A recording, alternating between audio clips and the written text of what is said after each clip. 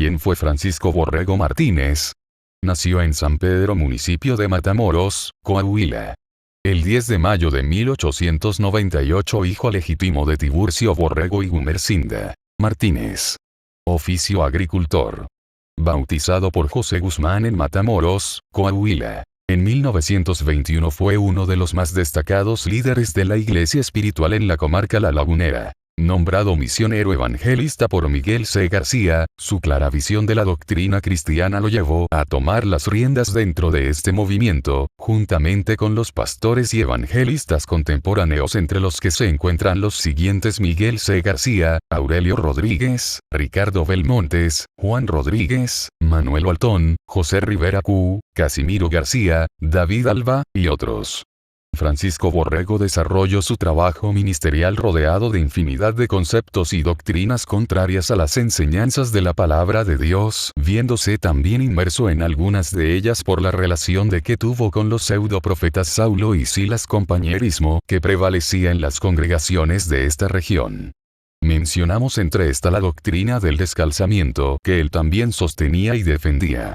Testimonio de los hermanos Catarino Ortiz y Dávila Alba, dicha doctrina había sido introducida en el ambiente religioso evangélico por los llamados profetas Saulo y Silas, quienes aceptaban los sueños como revelación de Dios y la profecía como un acto de inspiración divina que se manifestaba en el momento de la celebración del culto, como ya se narra en otras partes de la historia, que un varón de apellido Esqueda recibió tal revelación de que debían de estar sin zapatos, por lo que a partir de entonces se aceptó como orden y práctica divina. Fue encargado de la iglesia de Torreón, Coahuila. Con domicilio en la avenida Degollado 217 Oriente.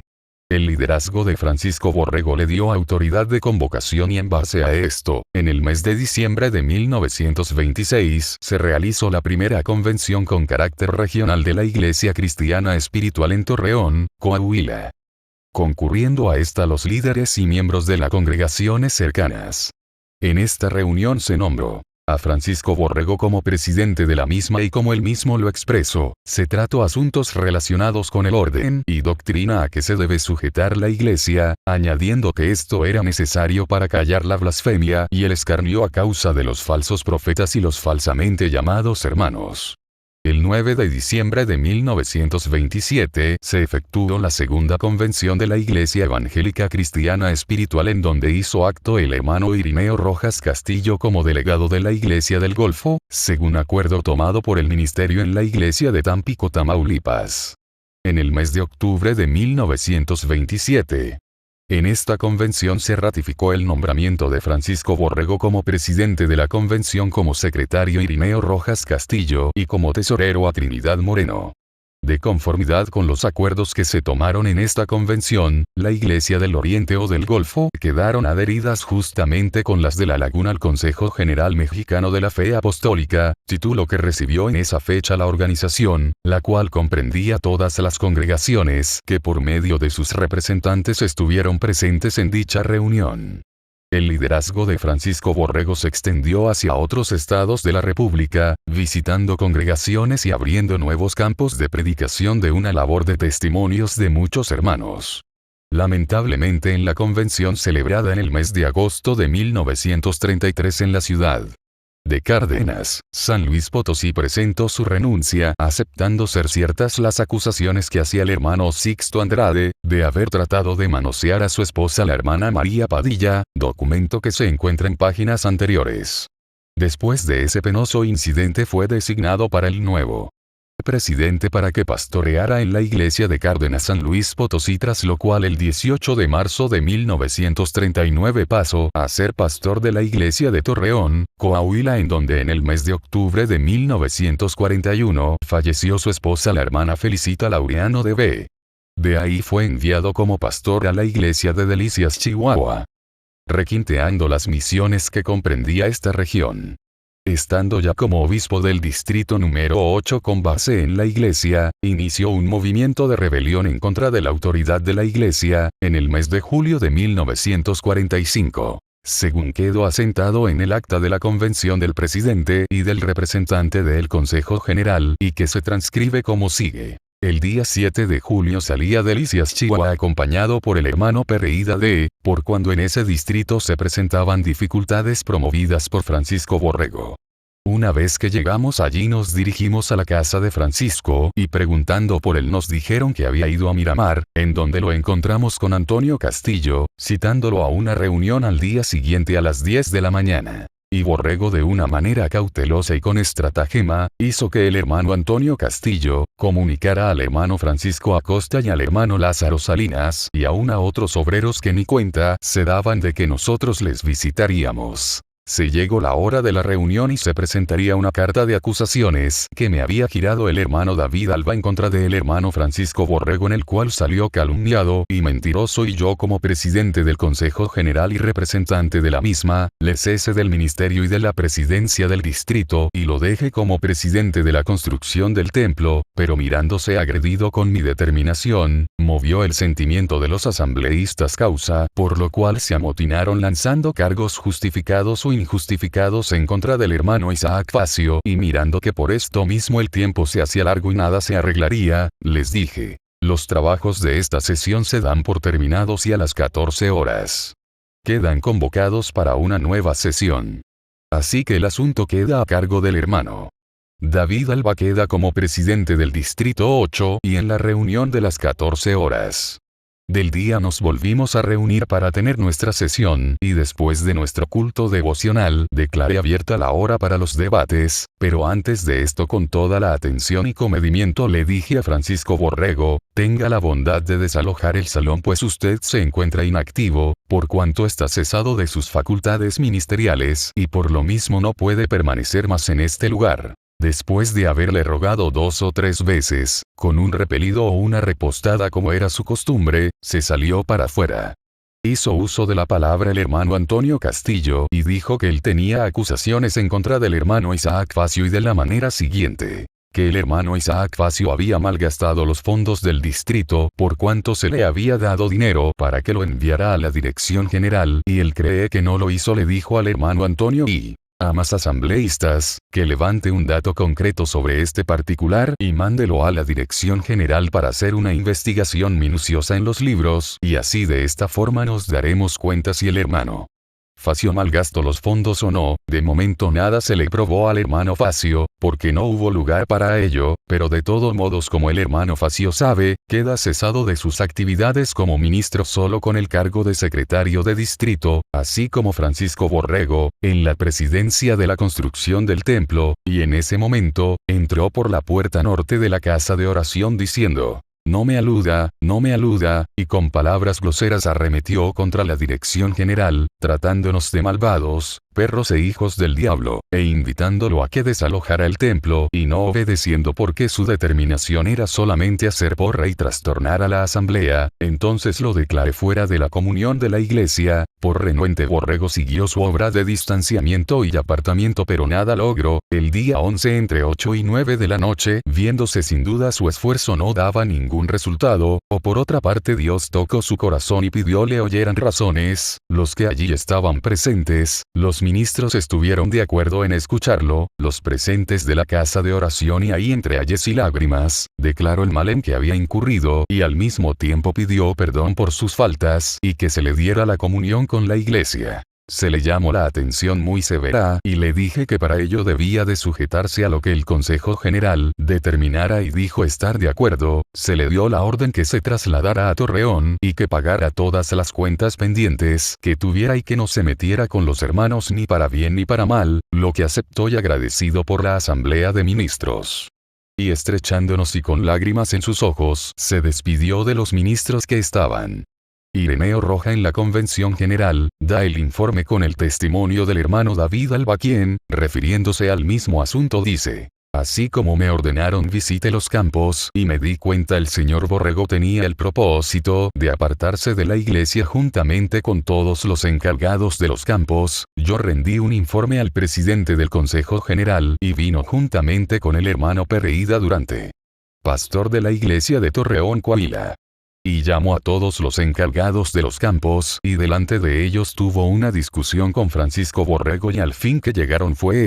que el hermano Rojas lo cesó del ministerio y enseguida le dijo: Señor Francisco Borrego, obedezca lo que sé, le llama, y se fue diciendo muchas cosas feas. Enseguida el hermano Rojas habló con todos los hermanos, y les dijo que este señor Borrego está fuera de la comunión de la iglesia. Se convencieron más aún por lo que vieron personalmente, y quedaron conformes, y en la noche después del culto vino el hermano Borrego y llamó al hermano Rojas allá para afuera y fue a pedirle perdón por todo por lo que le había dicho, y el hermano Rojas le dijo: sí le perdono, pero váyase a Torreón y allá arreglamos los problemas. Y cuando fuimos a Torreón ya estaba él allá, y el hermano Rojas le mandó un oficio con el hermano Pedro y conmigo y se lo fuimos a llevar allá a su casa, y una vez que lo leyó nos dijo: díganle al señor Rojas que no estoy dispuesto a obedecerlo. Entonces llevamos la razón y esa misma hora se levantó el acta ante todos los ministros presentes y quedó fuera de la iglesia el señor Francisco Borrego.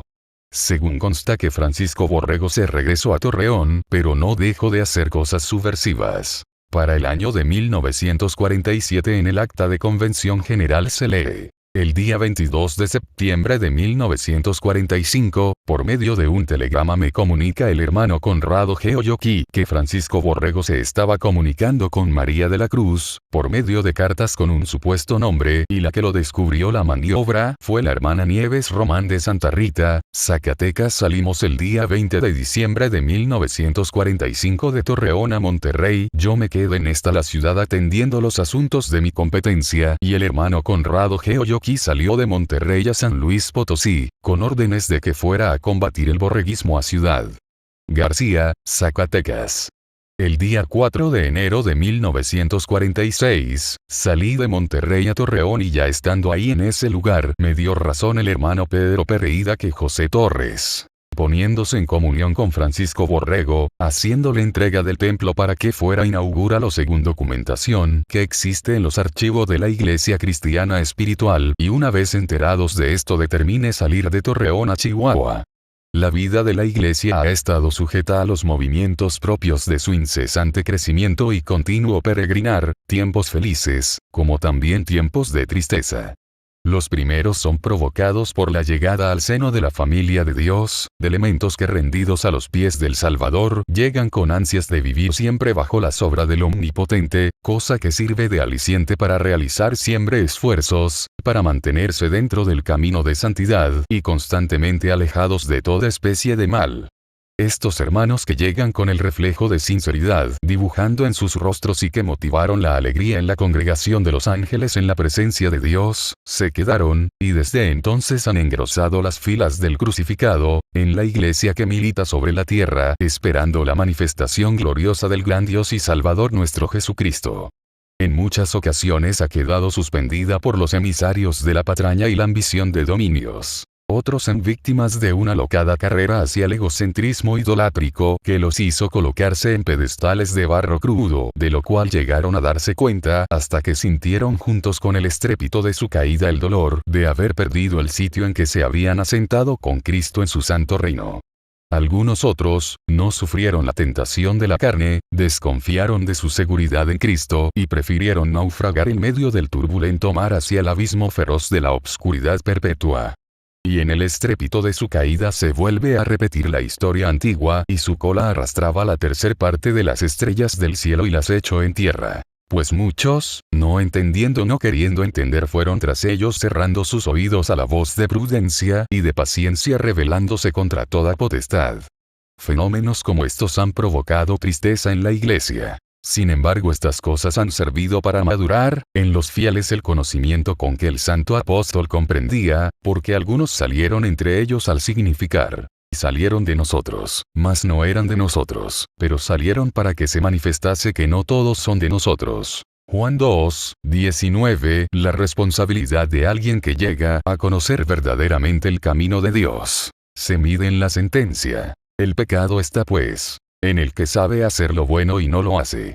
Siempre ha habido un atractivo en el pueblo de Dios por el que la gente desearía estar en él, como es el caso que presenta el capítulo 9 del libro de Josué, donde se escribe, los gabaonitas vinieron no de tierras lejanas como ellos decían, pero sí al oír la fama de Jehová, a ponerse bajo la bandera de Israel, esto es, se unificaron solo que las condiciones que impone Dios para ser admitido en este pueblo, mucha gente no las entiende y por lo mismo no está dispuesto a cumplirlas, y prefieren la opción de volverse a sus antiguos caminos.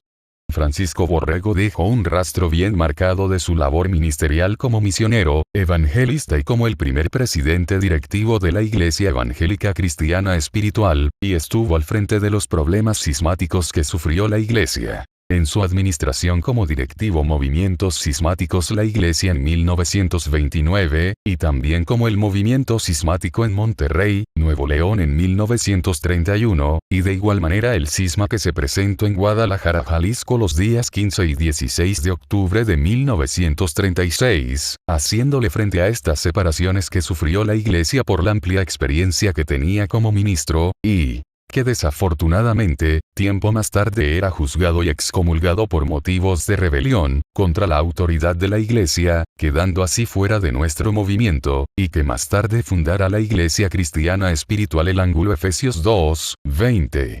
Francisco Borrego falleció en la ciudad Juárez, Chihuahua, el día 31 de diciembre de 1978 y fue sepultado el 1 de enero de 1979.